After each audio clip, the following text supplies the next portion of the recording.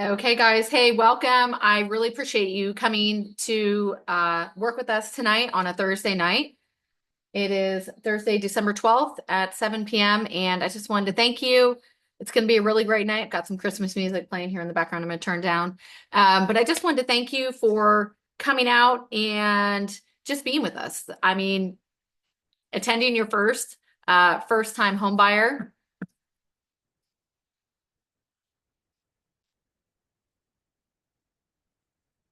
Hey there, we're just waiting a few minutes. We're going to get started.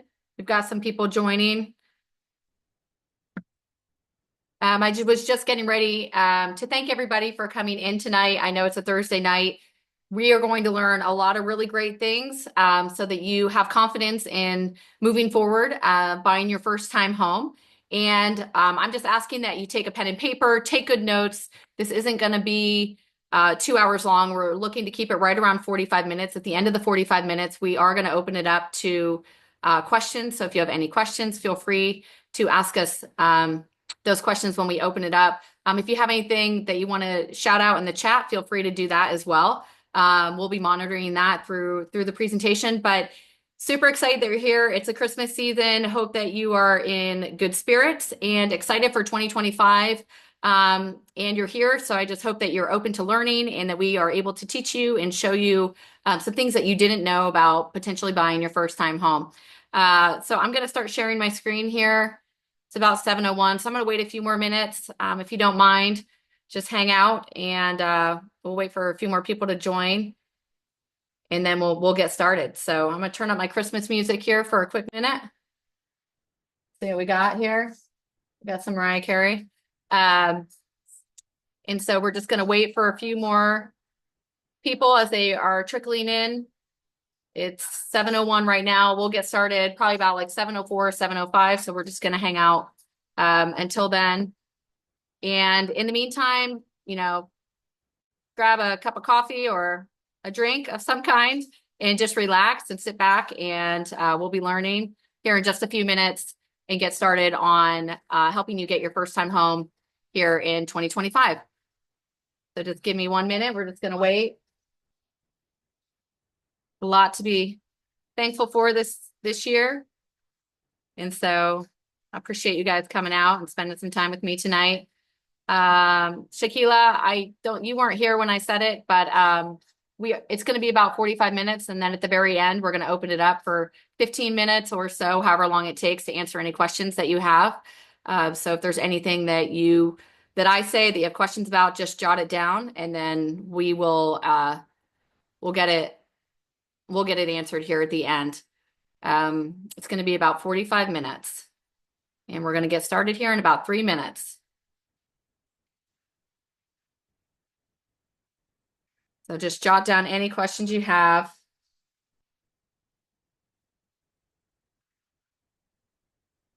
So this is meant to be very informative, to kind of teach you some secrets about purchasing a home and what it looks like and where you can get your best value.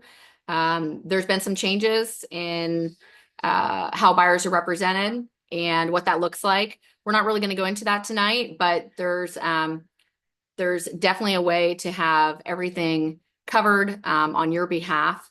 And we're going to kind of go through some of those scenarios tonight. And if you have any questions about it, we can definitely talk about it at the end. All right, so we got 2 more minutes. Just going to listen to some Christmas music since the holidays are coming up. And then, yeah, just get your pen and paper ready and we'll get rolling here in about another minute and a half.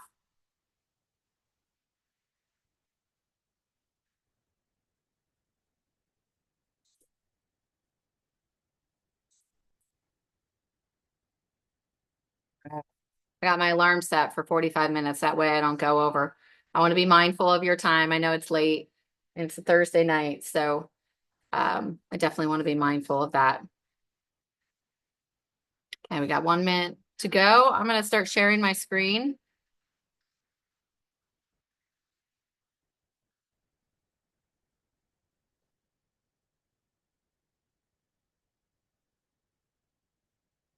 Okay, there we go. You guys let me know in the chat if you can see that.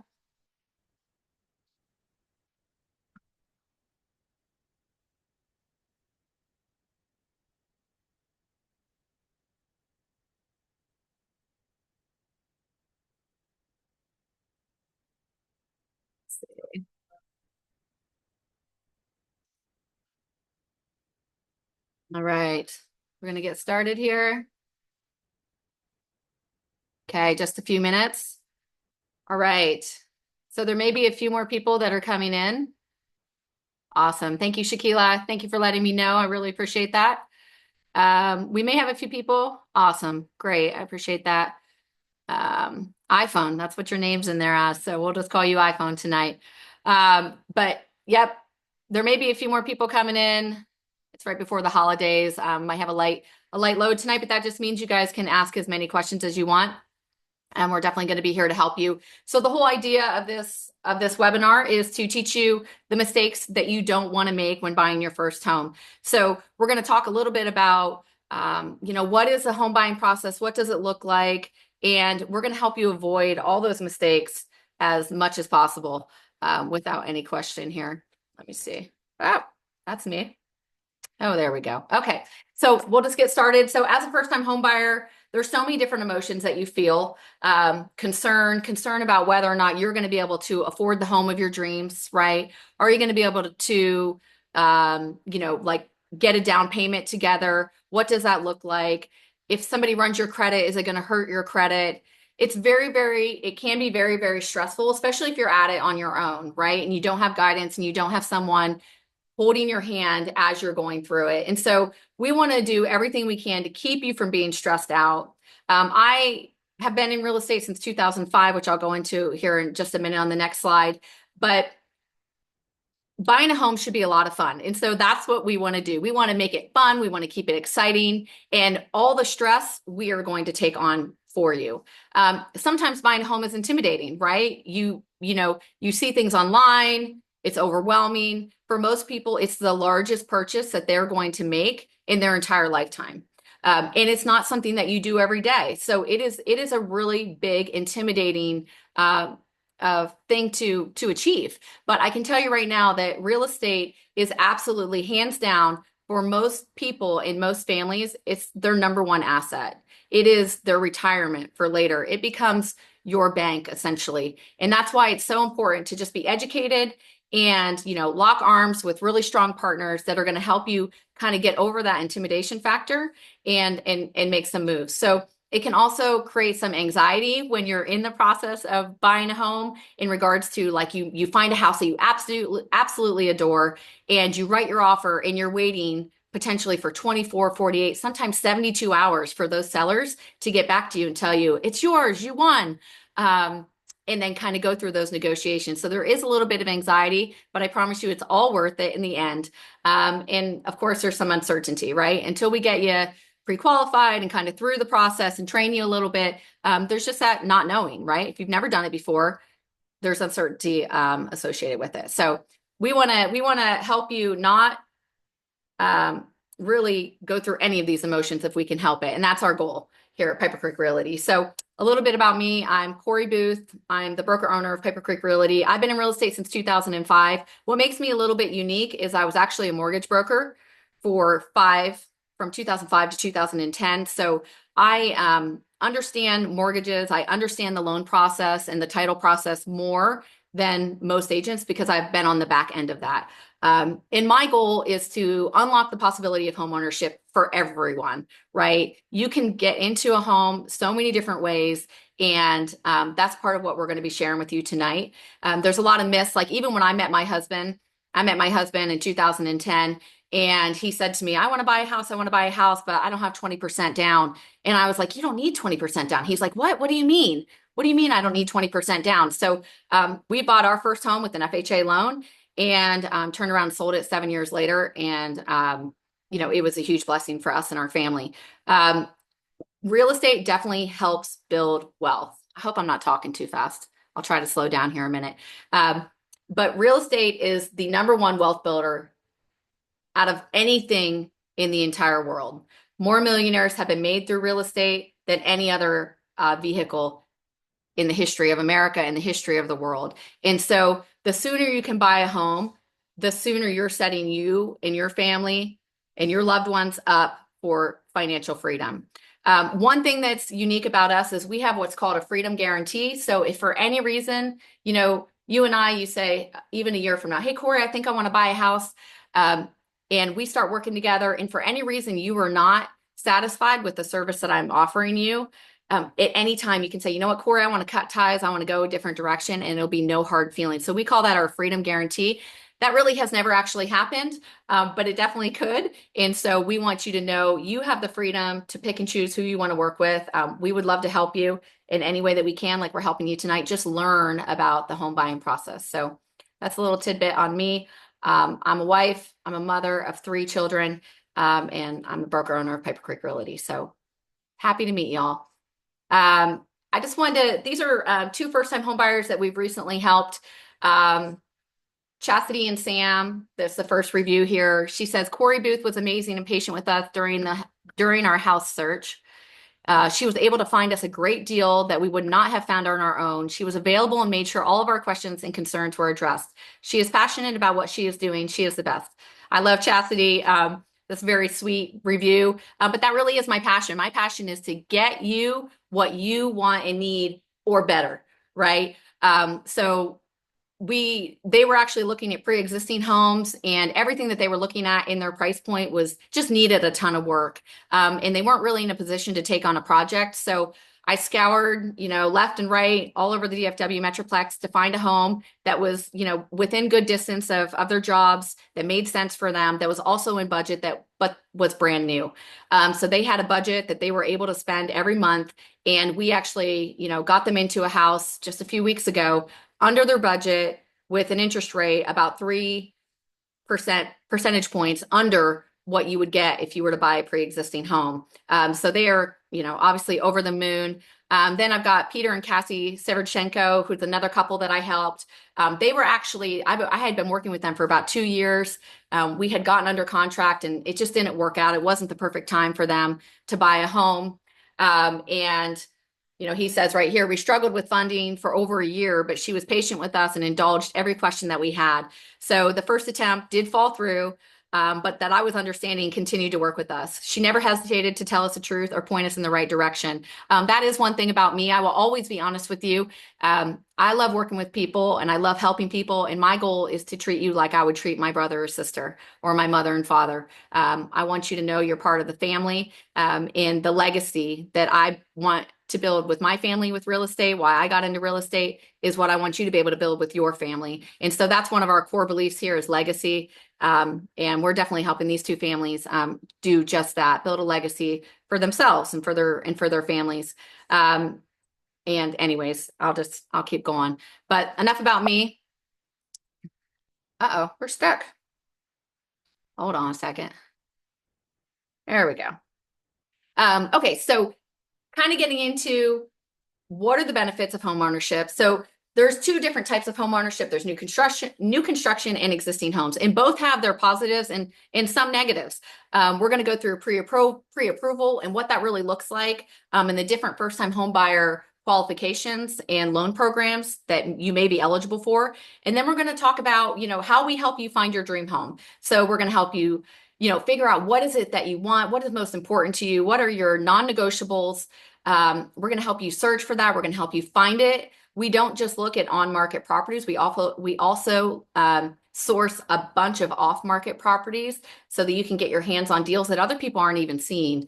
We're going to work through and offer and negotiate contracts for you, walk you through the home inspection, walk you through the financing, be there hand in hand with you to closing day, and until you get those keys and you're moving in, and that's a great day. And beyond, right? After that, we're still here to help you in any way. If you need a plumber or, you need a handyman, we are here with you all through, until you don't want us there anymore. Because we want to keep you in our family. So one thing about new construction, there's several different things that really are critical to know about new construction. So one of the biggest things with new construction that you don't get with a pre-existing home is the warranties. So on a new home, you get a 10-year warranty on the foundation and the structure itself, which is just awesome. So you can live in the home for 10 years. If anything happens with that foundation, you are under the builder's warranty. Another thing is you have like a 2-year warranty on the HVAC system, on the roof, on the electrical. So all like the water heater, all the major mechanicals, you're going to have a 2-year bumper to bumper is what I like to say. Like when you're buying a brand new car, you get that bumper to bumper warranty that covers anything, including things like while you're moving in, if let's say you're moving in your dining room table and the movers hit the wall and they put a hole in the wall, the builder will actually come back and fix that wall as if nothing had happened at all. And that's in the first year. Anything paint related, any issues that you have are going to be covered. And so that includes cosmetic, which is just really awesome because it's really stressful. It's like when you buy a brand new car and then of course somebody's car at Walmart comes and hits your car and you got a scratch on it. It's just stressful, right? So that's one thing with new construction. You have that bumper to bumper warranty, which is just incredible. Another thing is the value. Value is there because they're the most energy efficient homes, right? You're going to have like all the new LED lights. You're going to have like the newest upgrades and appliances and things like that you just don't have for the most part in pre-existing homes unless they're relatively new. One other factor that is phenomenal with new construction is there's no bidding wars, right? So if you walk into a home and you really like it or you want to build a home from the ground, you're not competing against other buyers, especially right now in this market. So there's a ton of room for negotiations that we can work together and figure out what is it that you need that are your must-haves, and we can make sure that you get it when you're building your new home. The fourth thing would be choices. So it's awesome. New construction, you can say, I really love 2 stories. I want a 2-story with a master bedroom downstairs and 3 bedrooms upstairs with a game room, or I want a 1-story with an open kitchen and no dining room. There's so many different floor plans that you can choose from that you can really customize the home to be exactly how you imagined your dream home. Another great thing about new construction is incentives, right? So there's oftentimes incentives to buy down interest rates, to go to a design gallery so that you can have a budget to spend there that's not coming out of your pocket. And depending on your situation, right, we will figure out, okay, what exactly you need, and then introduce you to all the builders that offer programs that are going to fit your buying needs. Another thing is deposits. Deposits are negotiable for the most part. And so, if we need to break up deposits or, we need to do something, we can definitely make that happen with new construction.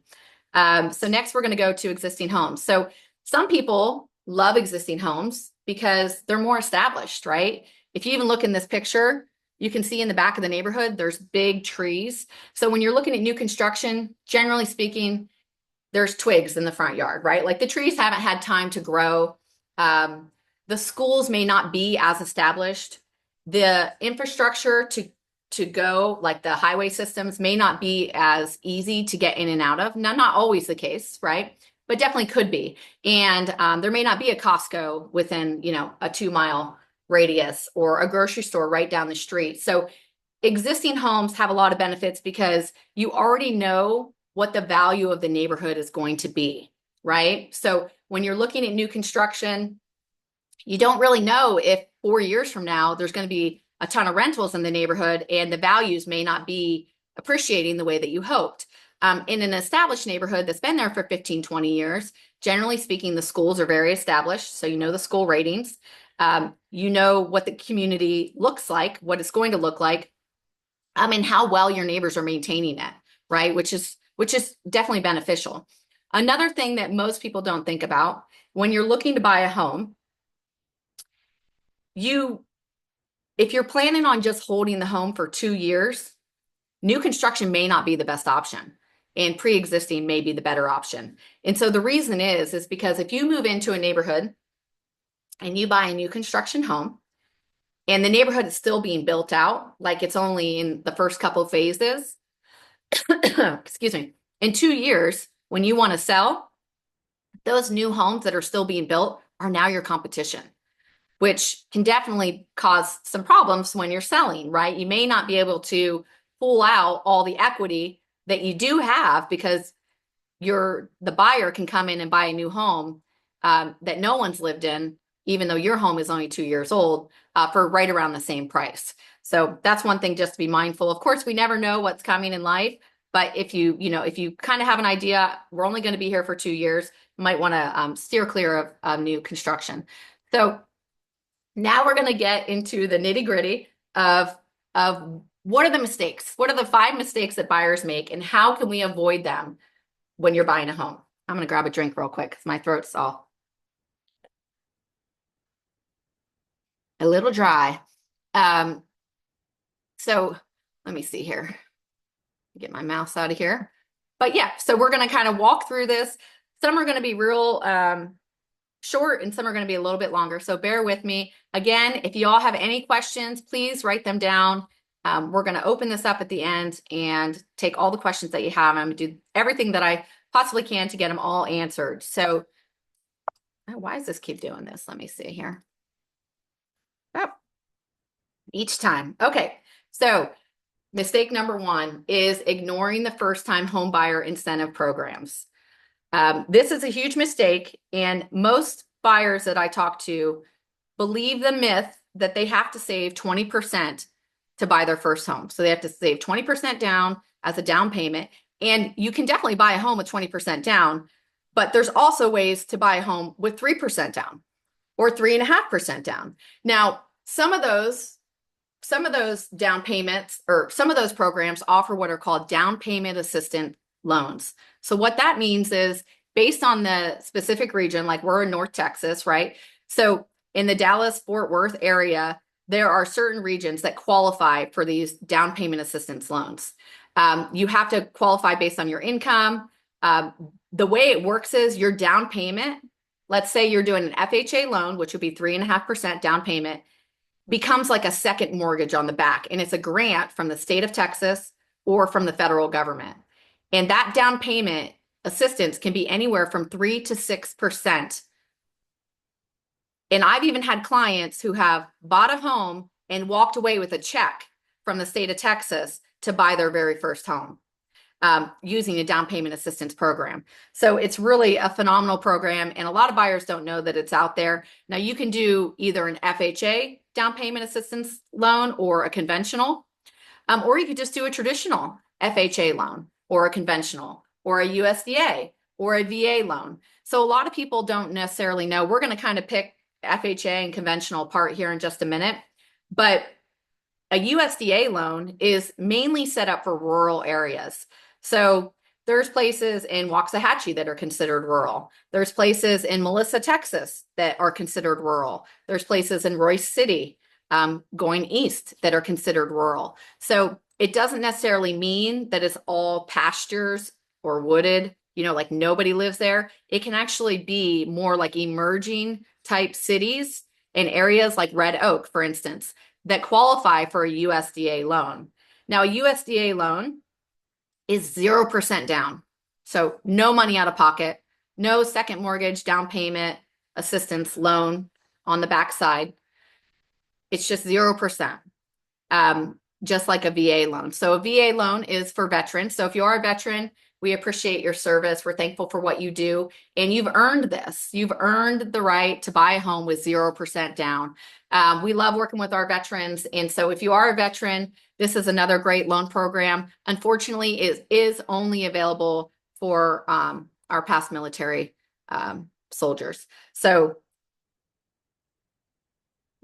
to dig in a little bit to the FHA, so an FHA loan is a loan written by the Federal Housing Administration. So it provides mortgage insurance on loans made by FHA approved lenders throughout the United States. So what that means is if for any reason on an FHA loan you default, which God willing you don't, but if you did, the government comes in and pays that loan with this insurance, with the mortgage insurance program. So it's backed by the federal government.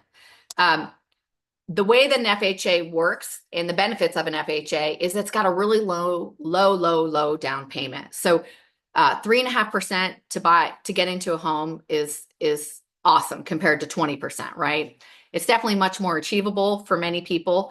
And you can get in a home with a credit score at a 580. So with the 3.5% down. Now, some lenders will actually go, I have 500 in here, but some lenders will go as low as 490. But when you go that low with your credit score, but let's say maybe you had, somebody went through a divorce, or they had, a death of a spouse, or, like something traumatic that happened in their life that kind of just, or divorces oftentimes, but like kind of just slashed their credit. But they had money to put down as a down payment, and instead of renting, they wanted to buy. This would be a good option for them to get into a home, and kind of rebuild their credit back. So FHA also has like easier terms, right? And qualifications compared to conventional. The really great thing about FHA, and why FHA is really popular right now, is because FHA interest rates are lower day over day than conventional. So you get a better interest rate, which is phenomenal, right?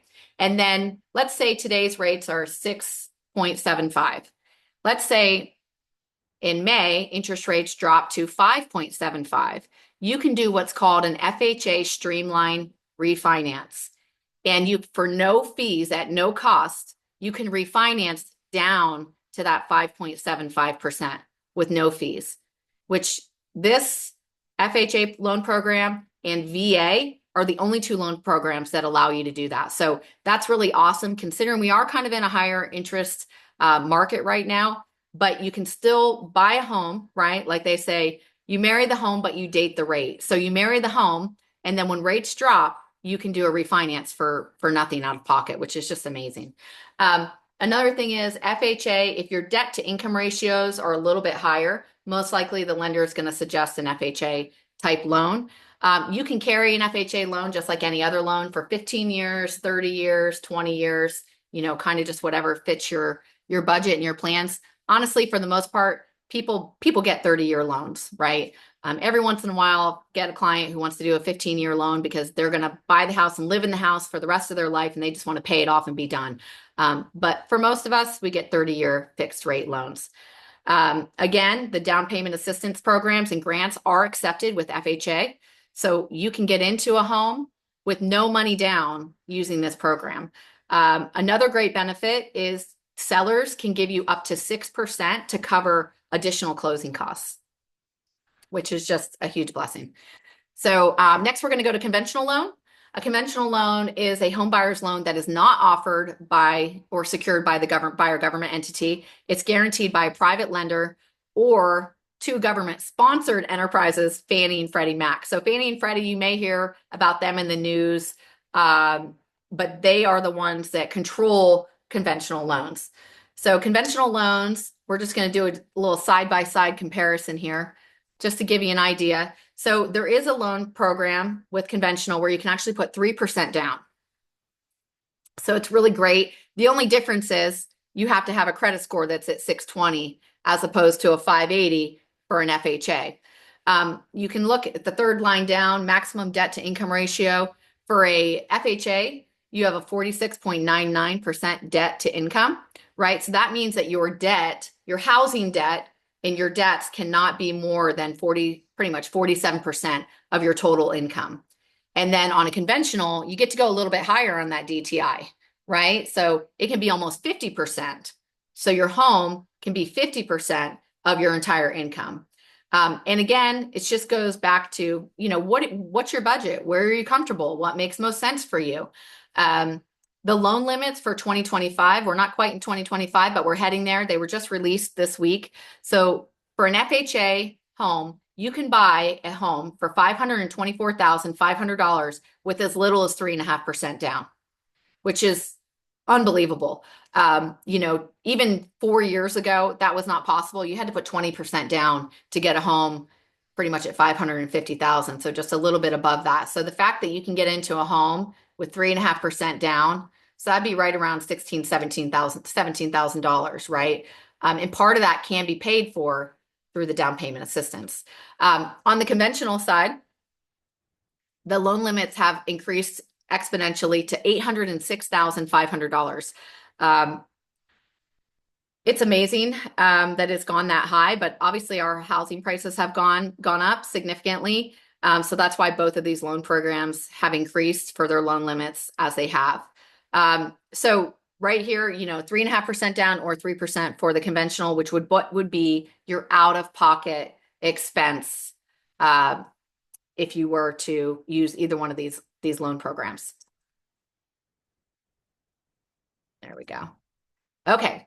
So mistake number 2 is not getting a pre-approval. So this is something that I do not, like if I'm working with someone, I don't say you have to go get pre-qualified, but I do advise them to get pre-qualified.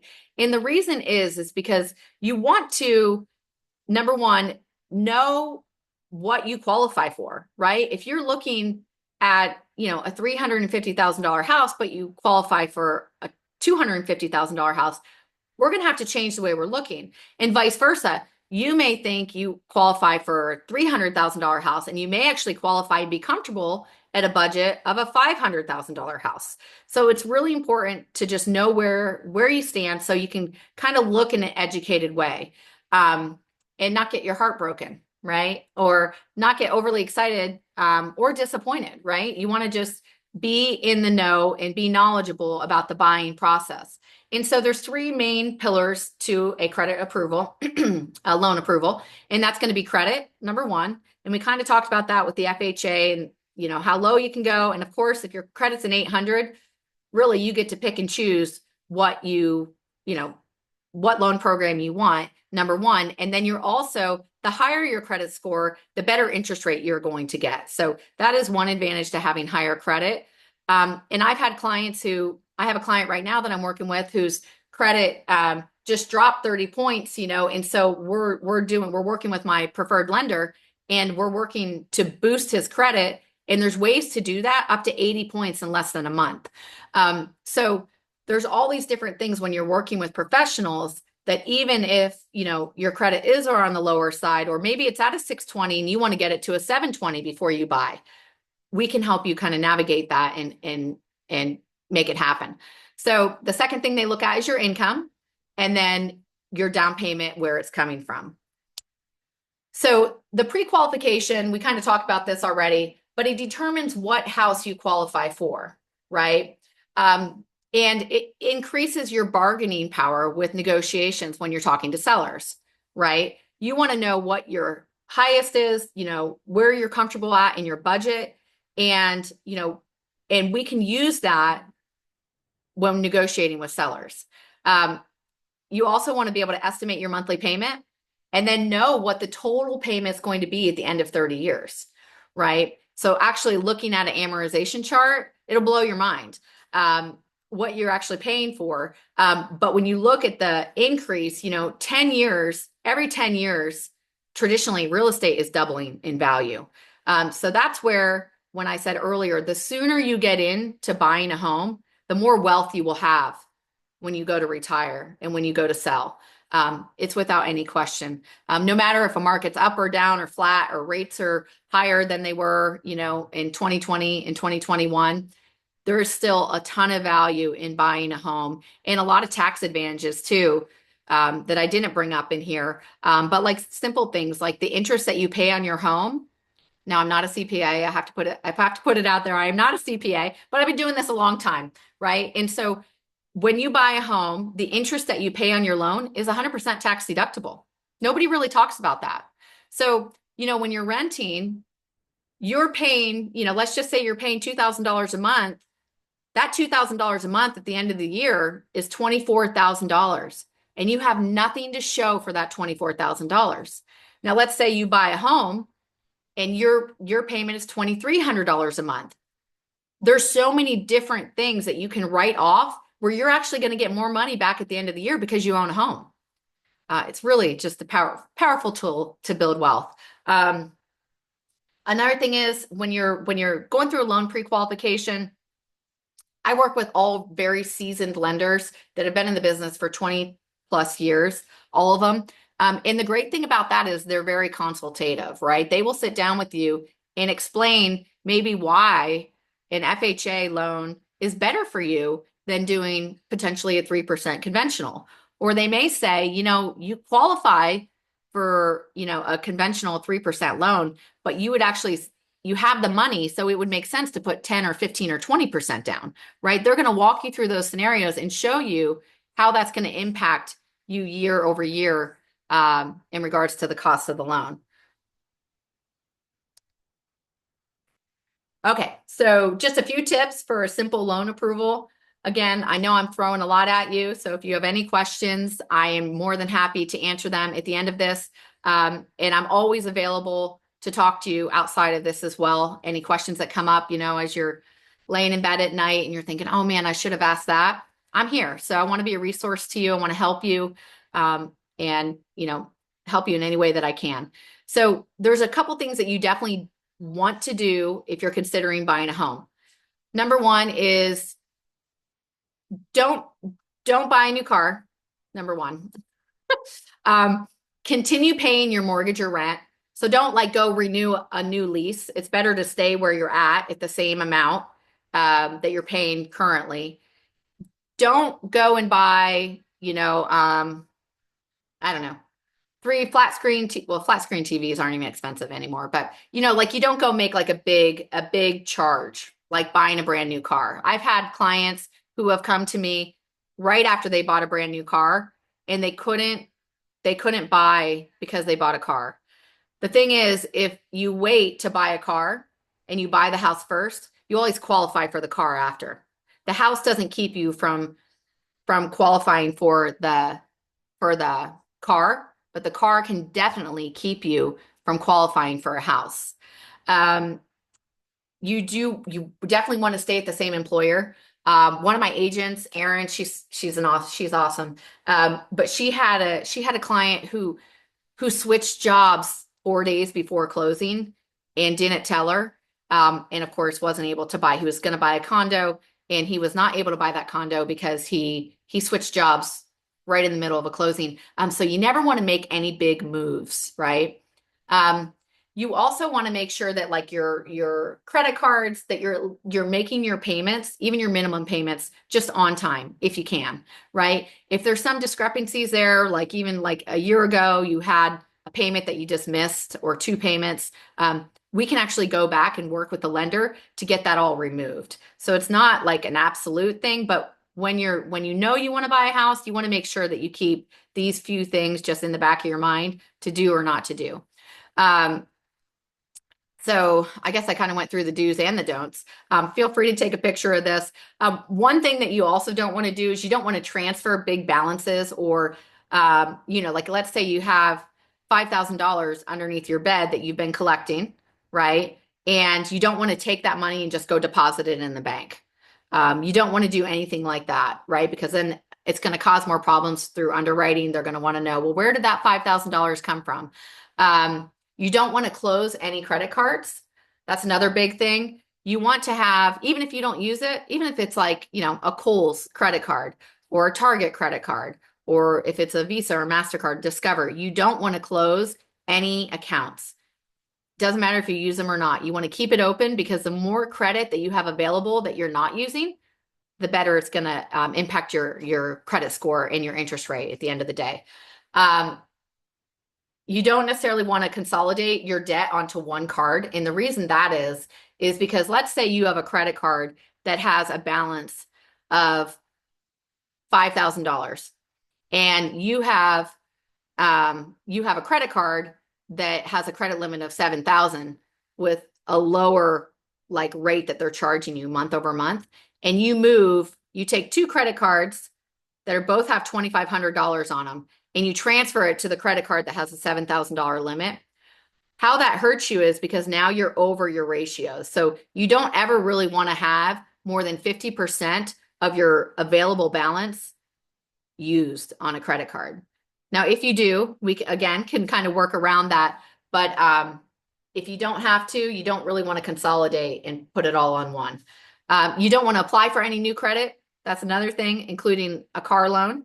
And again, the last one, you don't want to max out or overcharge your credit cards because it doesn't serve you well. So your eligibility is going to be based off of three things. The underwriters are the people who work for the banks that actually go through, your bank statements, your W-2s, or your 1099s, if you're an independent contractor, or your tax returns. They comb through all your application. They comb through everything. And really what they're looking for is, do you have the ability to repay the loan? If the answer is yes, awesome. do you also have the willingness to repay the loan, right? So it's not only can you, but do you want to? And that's kind of a hard thing to gauge. And honestly, majority of people who are going through this process are more than willing to repay the loan, right? Because they're either going to pay rent and make, pay 100% interest as a renter, or they're going to pay a mortgage and build equity and build wealth for themselves. So they are more than willing. And then they're going to look at different collaterals, right? Do you have anything to collateralize? And that includes credit, like with credit cards, and different things that you can use that show, hey, I'm willing, I am ready, and I'm able to buy a home. So mistake number 3 is using your bank. So honestly, a lot of people say, Corey, I bank at Bank of America and I have all my accounts there and they're great. Bank of America, when you're buying a home, or Chase or Wells Fargo, unless you're an employee of that bank, because then you get some really great benefits. But if you're not, they are not your friend. Generally speaking, they charge more in fees. And the biggest problem is in a large bank like Bank of America, we'll just pick on them tonight.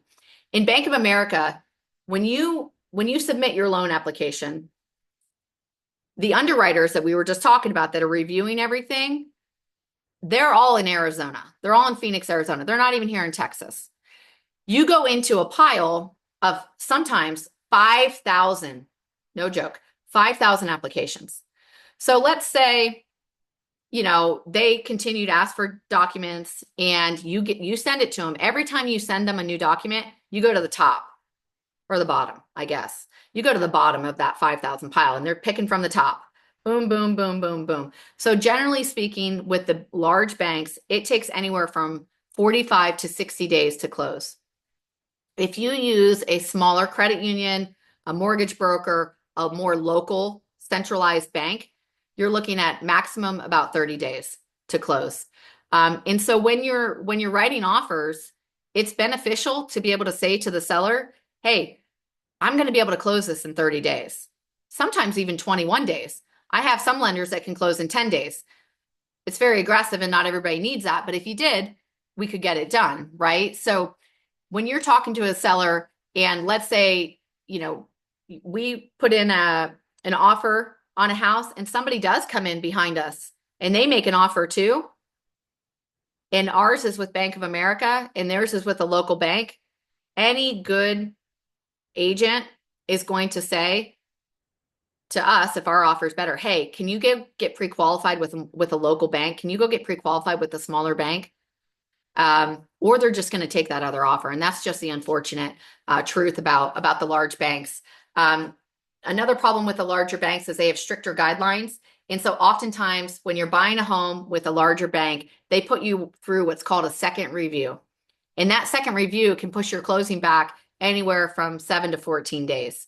And it's just, they're not really public friendly. And I hope they fix their process. It would be great if they did. But as of right now and for the last several years, it becomes more expensive and definitely more stressful and much more anxiety working with the big banks. So, of course, when you get, if you get pre-qualified, you do want to get pre-qualified with multiple lenders because you have a 30-day window. So when you put an application in with one lender, you have 30 days to shop without those other lenders running your credit actually hurting you, which is huge. So we want to encourage you to definitely shop your interest rates, but not to the point where you don't want to necessarily go this way, because at the end of the day, it'll cost you more money and it'll definitely be a lot more stressful.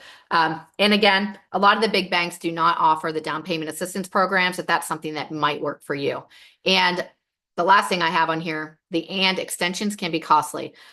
So when you buy a home, when you write your contract, you say, I'm going to close on January 15th. If you don't close on January 15th, and it's your fault, not the seller's fault, there can be fees that are paid to extend. And mostly it's to the lender. So with the big banks, like I had a client who actually worked for Bank of America, and that's why I'm using them as an example, and said, Corey, I really want to use Bank of America. I said, okay. So we did. but it was challenging. And they did not close that loan for 64 days. And that was just like 2 months ago. And they had to extend the interest rate, right? Because when you buy a home and you go through the loan process, you lock in an interest rate. So that interest rate is only locked in at 5.5% or 6% or 6.5% for like 30 days or 45 days. So we had to extend that rate lock twice. And the second time, Bank of America did not want to extend it, which we fought tooth and nail, and they ended up paying for it and extending it. But it was their fault. But the problem is you're not talking to someone who's advocating for you. You're talking to someone who just, works at a call center essentially and doesn't have a relationship with you. So the next big mistake is going directly to a builder on your own. So this is a major, major mistake, and it can cost you anywhere from $5,000 to $40,000. I can give you an example. I had a client who was a VA client who bought a new construction home, and actually it was last December, we closed on it. I was able to negotiate $140,000 off the list price. Now that is not normal, but I was able to do that. Had he gone there himself, he would have paid $140,000 more. No exaggeration. That was definitely my best negotiation with new construction. But it's possible, right? And the one thing you want to remember is when you walk into a new home model, you are a customer, not a client. That person and they are all sweet. I love working with them, but they work for the builder, right? So at the end of the day, their job is to get the highest, the best, the most for their employer, not for you. So you really want to have an advocate who's on your side, who's going in there and getting everything that you need, who's truly representing you, not their boss. So the customer versus client thing is a huge thing to keep in mind. Another thing is sometimes new construction builders will use closing cost assistance as a bait to get you to get pre-qualified with their lender, but you're actually going to get a higher rate. So in the long run, the home is going to cost you significantly more. And that's something that I can walk you through and we can navigate. Sometimes they actually are giving you the better deal, but it's just kind of knowing the difference and knowing what the red flags are to look for and the questions to ask. Like I said before, realtor works for you, a sales agent works for the builder. Definitely something to keep in mind. Another thing is advantage to working with a real estate agent is that real estate agents know what makes sense. Like if you're building from the ground, if it's a spec home and it's already built, you can't negotiate. You can't necessarily change a whole lot of things. Some things you can, but not like when you're building from the ground up. But when you have an agent working with you and you're thinking about doing some different upgrades, I can tell you what is actually going to be the best investment and cost-wise for you to do now and what may make more sense to possibly do later, right?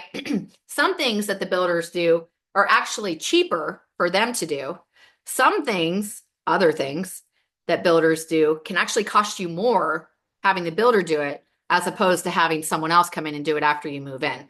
And so it's kind of being able to navigate that and knowing the difference. Because in a lot of cases, when you're building from the ground up, and it depends on the builder, but you can just add on, and you really just want to be mindful of your budget, right? And what makes sense. And if you do sell in 3 to 5 to 7 years, what is going to give you the best return on that investment, right? And as an agent, I'm not emotional about it because it's not my home, right? So I can kind of keep you, on the rails, and hopefully guide you to make the best decision for your current investment and future when you go to sell. Another thing is, because I've been in the business since 2005, when I'm going through pre-phase, pre-drywall inspections, and I'm walking through a home, even once, 2 days before it's closing, there's a lot of things that I know to look for that the average buyer definitely doesn't know, right? Because it's not what you do every day. And so you want to have someone in your pocket who's advocating for you. Another thing is if there's things that are not done correctly and you, the buyer, are going directly to the builder, you don't necessarily have as much weight or influence, right? Because at the end of the day, they know you're going to close on the home, right? As opposed to me, I come in a full force and they want to work with me, right? They want me to bring them buyers. They want to have a good relationship with me. And so I'm able to get things that maybe you wouldn't be able to, and you wouldn't have to deal with all the stress of fighting for it, right? So just something to keep in mind. Another thing is I have, whenever, looking at new construction, you always want to do multiple phase inspections.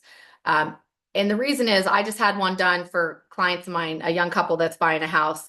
And they were like on the fence. They're like, it's new construction.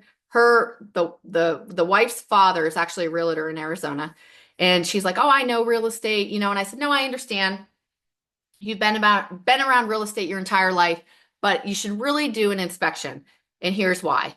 Because there's things that once you have the house built and the walls are up, you can't see inside the walls. So it's always good to get a good look as to what is behind those walls now when they're open, right? So I convinced them to do it. They did it. And thank God we did, actually. There were anchor bolts that hold the walls that were not tightened, which is could be a huge problem, right? If it wasn't. So the city inspectors came, the builder inspector came, everybody signed off on it.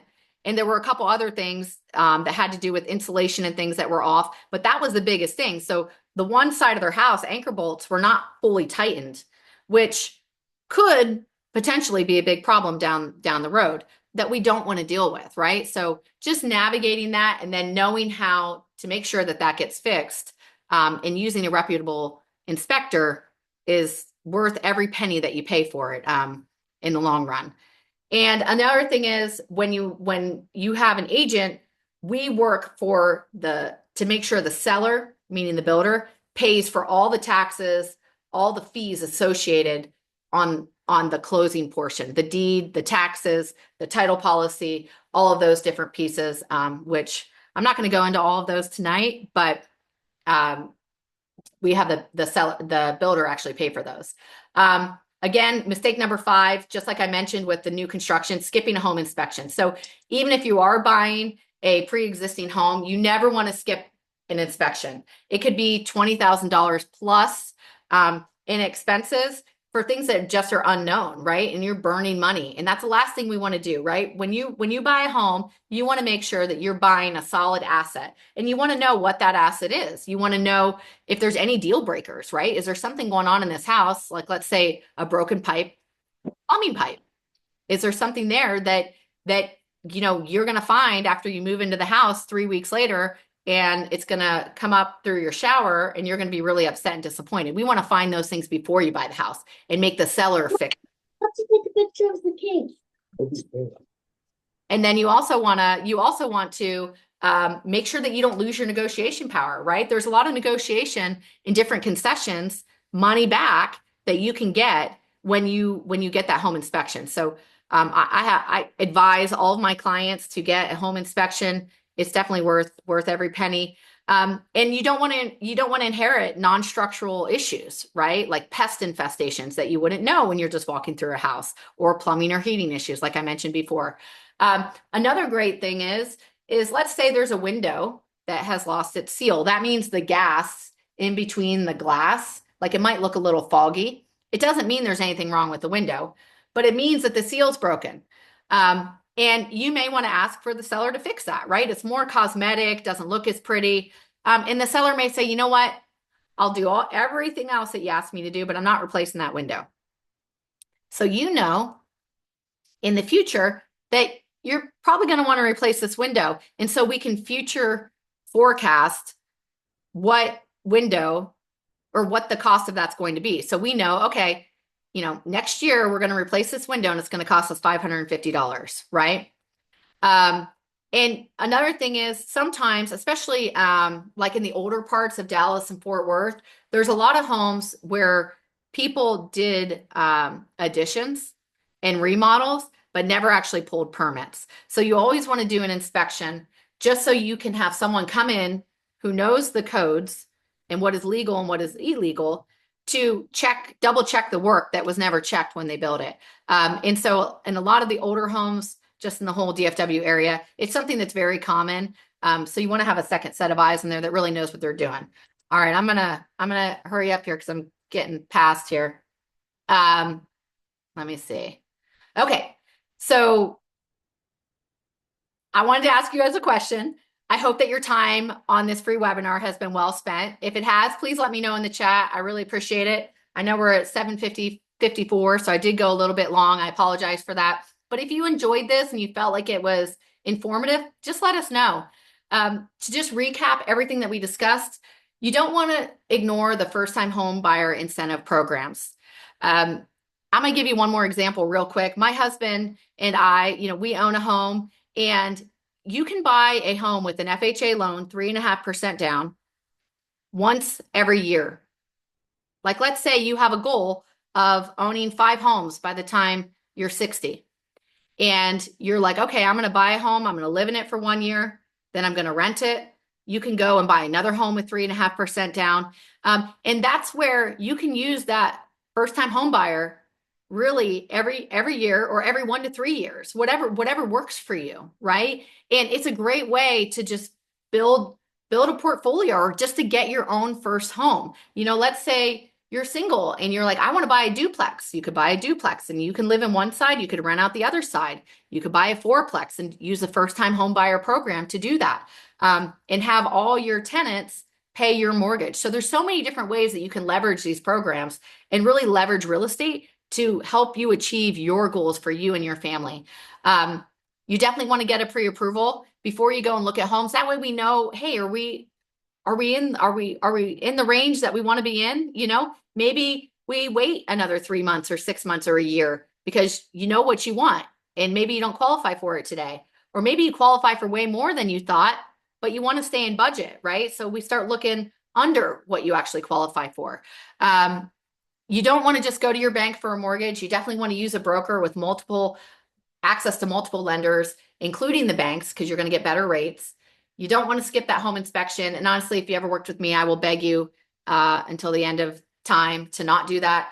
And you don't want to buy directly with the builder, which I feel like I beat with a dead horse. But you always want to have an agent by your side, protecting you and representing you, to make sure that you get the best deal. So if you feel confident, I hope that you feel confident about being able to purchase a home after tonight's call. I'm going to unmute us here in a second. I just want to ask you, is it fair to say that using these tips would definitely give you a significant advantage when buying a home? I really, truly hope that the answer is yes. That's why I host this, and I just really hope that you got a lot of value out of it. I don't know about you or how much you really knew about the buying process before you came to this webinar, but I'd say it's probably a safe bet that this was definitely valuable. So if it was, and you'd love to spend more time with me and kind of go one-to-one on what your current situation is and how I can help you meet your goals, there's definitely a way that we can do that. You can click on this link. I'm actually gonna stop sharing here, and I'll put it into the chat.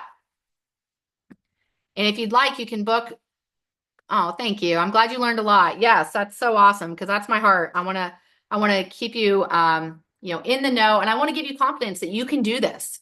You can do this. And honestly, once you buy your first home, it kind of becomes contagious, right? You're like, okay, I might want to do this again. And so, oh, my mouse is dying here. But if you guys have any questions, I'm going to see if I can unmute you. But I'd love to hear them. I'm going to stay on here. Let me see if I can unmute you guys. Let me see. Let me get you. Are you guys unable to unmute yourselves? Let me see. Nope. Here, let me do it up here. Oh, no, I didn't mean to do that. Okay, you guys are unmuted, right? Does anyone have any questions? I'm here to answer anything, or you can even put it in the chat if you don't want to talk on the, on the microphone. If you'd like to, you could book a one-on-one. I've got 20 spots open. over the next week, and then we're going to head into Christmas. But I'd love to talk to you and just kind of, help you in any way that you can and figure out if it's if now's the time or, maybe a year from now or 3 years from now, we can kind of set those goals and get you where you need to be. Or maybe you want to buy a house by February. It's completely up to you what works, but I'd love to have a conversation with you. And I hope that you feel like I've served you well. Because that's definitely the appointments. How much are the appointments? The appointments are free. So no, the appointment is free. It's just a free consultation. If there's anything that you have questions about that we've already talked about, or you have questions about other things, no, it's completely free. So there's no cost. It's a 30-minute window. It'll be on the phone. We'll just have a quick conversation. If we need more time, we can set up a different time to do that. But I've got all the slots kind of out there. So Shaquila, you can actually go on that link and you can book a call right there, and then you can be in contact with me that way.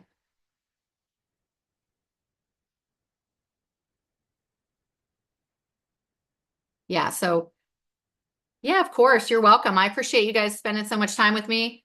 We made it right to an hour at 8 o'clock. So I appreciate you, and I hope that you have a wonderful rest of the week.